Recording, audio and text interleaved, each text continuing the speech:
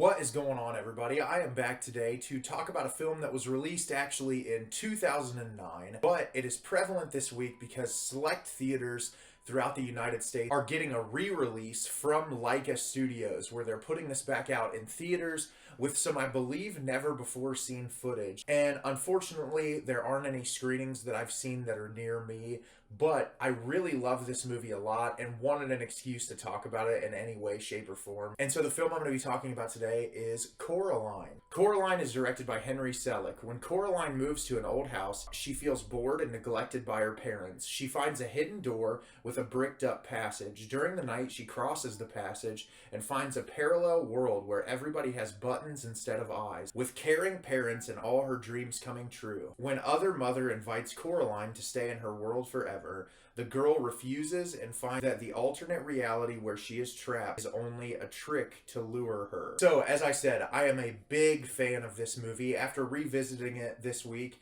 this may be one of my favorite stop-motion animation films ever made. It is made by the great Henry Selick, who also made another one of my favorite stop-motion animation films of all time, The Nightmare Before Christmas. Henry Selick has such unique ideas when it comes to visual presentation and style, and that's existed through all his works, even in James and the Giant Peach. Just the way that his characters look, the way that they move, there's such a uniqueness to it. And I remember seeing Coraline in theaters in 2009 and just being completely floored by this movie and just everything about it. The atmosphere, the tone, the color palettes, the vocal performances, the incredible score to the movie. And I've revisited it several times since I'd seen it in the theater, but it'd been a few years since I rewatched it, and in rewatching it this time, it really just cemented to me that it is one of the best stop-motion animation films ever made, and just one of my favorite animated films, period. One of the main things I really love about this movie is Coraline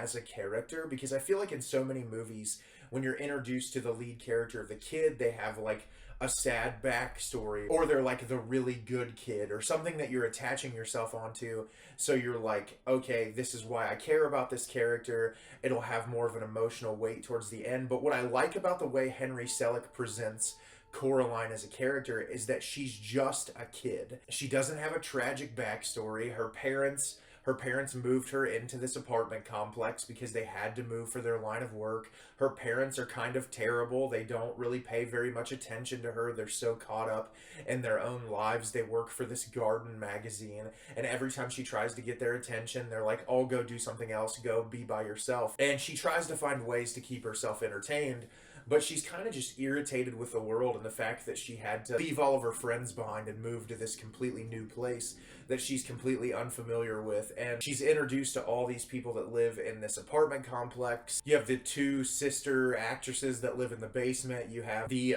Russian acrobat that lives upstairs. And she's also introduced to Wybie, who is this young kid that his grandmother owns the house that Coraline's living in, but he tells her early on that his grandmother doesn't let him go inside there. She doesn't want him to go anywhere near there. So as the plot description states, Coraline finds this small door in the wall, gets it open, and it's a portal into another world where her parents are so much nicer. They cook her better food because her parents are horrible cooks. All of the people that live in the building, Wybie's characters, they're all much more appealing to her in this other world, but obviously there's something more sinister under the surface. It's not just like, hey, everything's peachy keen.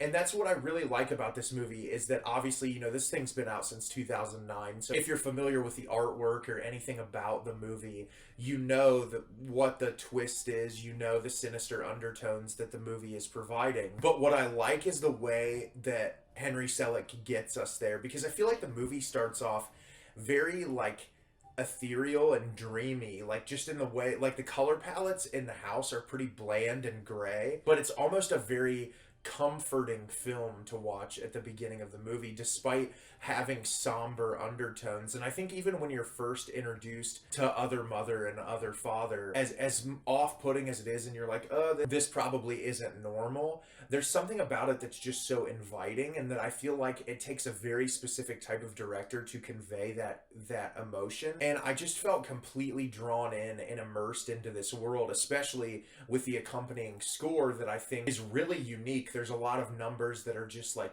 like a children's chorus almost that are singing in the background that I think really build up this world. And I know this story is based off of a Neil Gaiman book, and I haven't read the book, but I'm planning on doing it sometime in the near future because I want to read the source material that this is based off of. But I just love this world, similar to Nightmare Before Christmas. It's one of those movies that I feel like I could just revisit again and again because the visuals are absolutely incredible. The performances by the vocal actors are absolutely fantastic. It's one of those movies too that I feel like, for being a children's film, that it gets very dark to where I feel like that this could really terrify and unsettle kids. I remember seeing it in 2009, and at the end I was just really impressed. I was 19 at that point, and I still thought there were some things in the movie that were really creepy and really unsettling, and I loved it a lot. And I'm so glad that this movie still holds up. I think if you've never seen Coraline, you should 100% check it out because it is an absolutely fantastic movie. So have you seen Coraline? Did you love it? Did you hate it? Leave me a comment down below and let me know what you thought.